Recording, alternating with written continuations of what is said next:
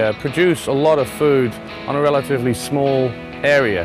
As to conventional farming, they use up large areas of soil, they use lots and lots of fertilizers, and I think with the world population growing, if you can make it more compact and produce more per square meter as we look at it, then I think it can really contribute to feeding the world population for the years to come.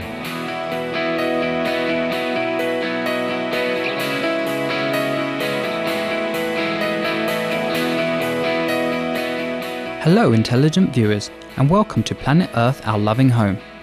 This week we visit Planet Earth, a state-of-the-art greenhouse complex in the UK, where annually millions of peppers, tomatoes and cucumbers are grown hydroponically. Planet Earth is the largest greenhouse operation in the UK, with a total of 55 hectares under glass. Using advanced technology to collect and conserve water, recycle nutrients and minimise energy use, it is leading the way towards greater agricultural sustainability. Plern van Malkenhurst, General Manager of the Rainbow Growers Group, is involved in growing peppers at the site. Planet Earth in its current existence is a joint venture between Fresca Group Limited and 3 specialist grower companies. The greenhouse that you see behind me is Rainbow Growers Group, which is 85,000 square meters of pepper. The other 2 sites that is part of Planet Earth are cucumbers and tomatoes. If you have to do this outside in a traditional way, it would take a lot bigger area to grow all these things. Plus, of course, it's cleaner, it's easy to work with, and you basically use less of everything to produce a bigger amount of vegetables. The work is lightweight. It's all about intensifying production, which is a prime example of our operation here. We use hydroponics, which enables us to intensify production per square meters. We use less natural resources. We recycle as much elements as possible.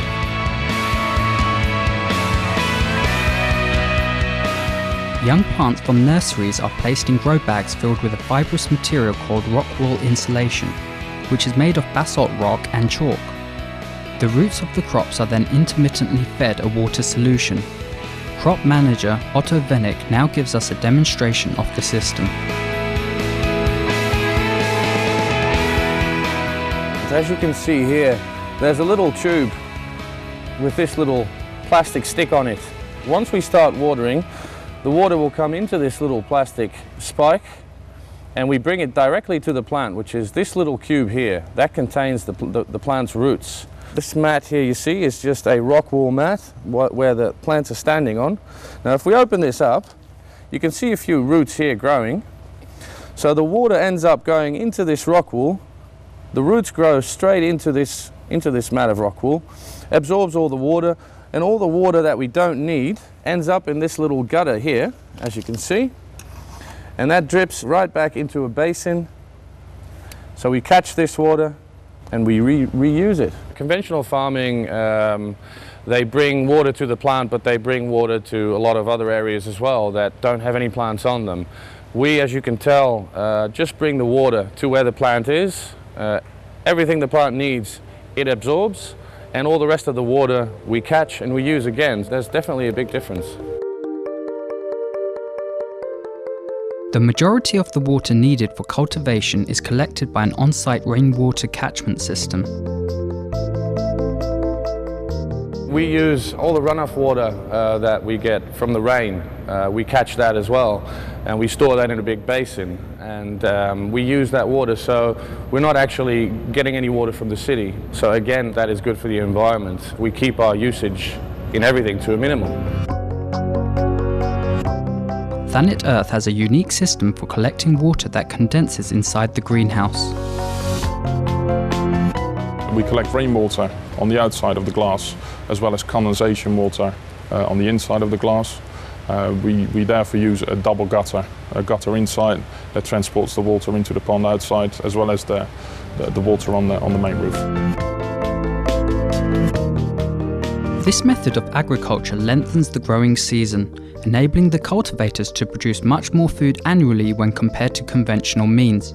Over 2 million tomatoes are harvested at Thanet Earth each week, 52 weeks a year. Approximately 700,000 peppers and 500,000 cucumbers are picked each week from February through November. Using computer-controlled systems, the plants are provided with ideal amounts of heat, light, water and nutrients. The pepper plants, which are planted in mid-December each year, are already thriving. So this plant at the moment here has been put in the greenhouse on the 15th of December. Right now it's about 60 to 70 centimeters tall. Over here you can see the first fruit set, as we call it. This is actually going to be the first pepper we're going to be harvesting from this plant. The flower is actually bending down a bit. This will form a nice little flower, then it'll shed its petals and become a pepper.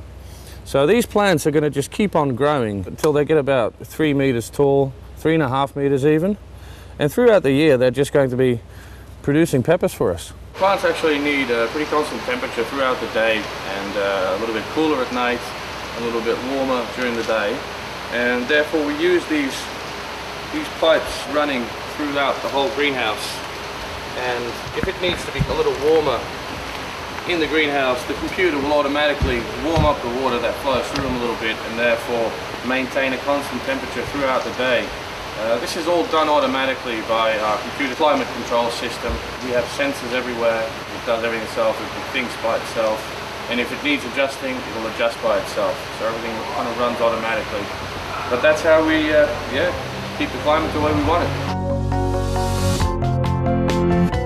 In summertime, the energy required to cultivate crops inside the greenhouses is far less than other times of the year.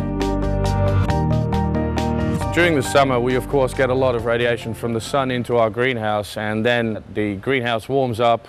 The plants love the radiation from the sun. So yeah, we use substantially less energy as well during summer, which is great for us because it's cheaper, but it's also better for the environment again, obviously. How does pollination work within the greenhouses?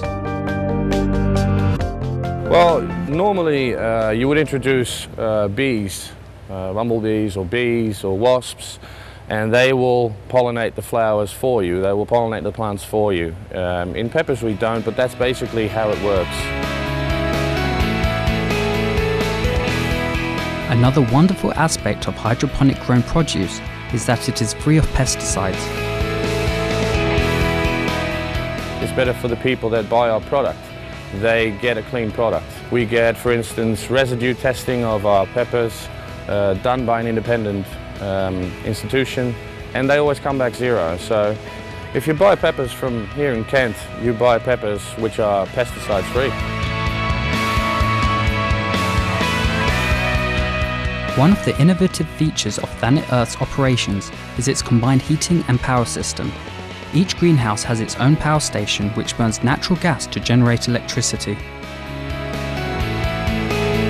We're pretty much carbon neutral in terms of CO2 emissions. The CO2 that we produce through using the engines, we feed back into the greenhouse as a grow improver for the plants. We use the heat to heat up the greenhouse. The electricity we sell back to the national grid. There is a machine in the boiler area that cleans the emissions, so we've got the purest form of carbon dioxide to feed back to the plants. The plastic lines here, there's tiny little holes in it. The CO2 comes in the greenhouse from the middle of the line and evenly dose the CO2 into the greenhouse. The cucumbers, tomatoes and peppers raised at Thanet Earth are all processed and packaged at an on-site plant. The tasty produce is then shipped to local retail markets. The main aim we have here is from the initiative Local for Local.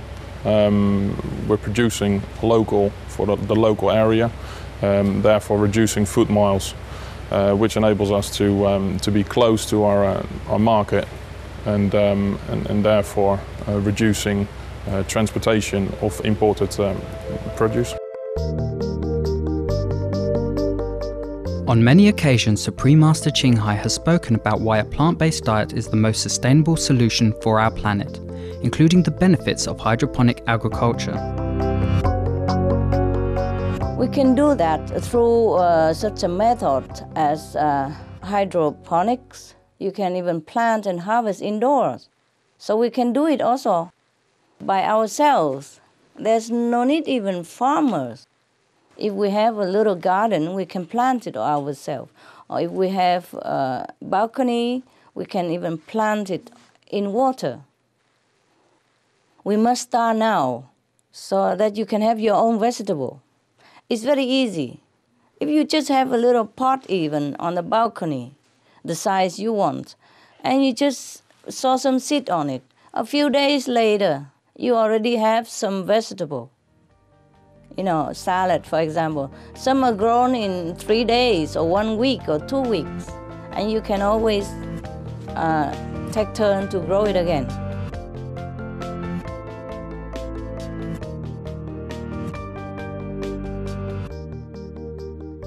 Our thanks Otto Vennick and Plun van Malkenhorst for providing us with an informative introduction to Thanet Earth's hydroponic operations. Thanet Earth's cultivation methods are truly the wave of the future. For more details on Thanet Earth, please visit www.thanetearth.com. More information on the Rainbow Growers Group may be found at www.rainbow-growers.nl. Thank you, esteemed viewers, for joining us today on Planet Earth, Our Loving Home.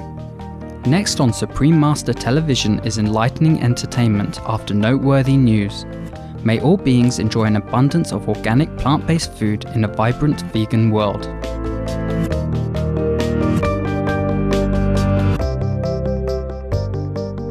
For more details, please visit www.suprememastertv.com/PE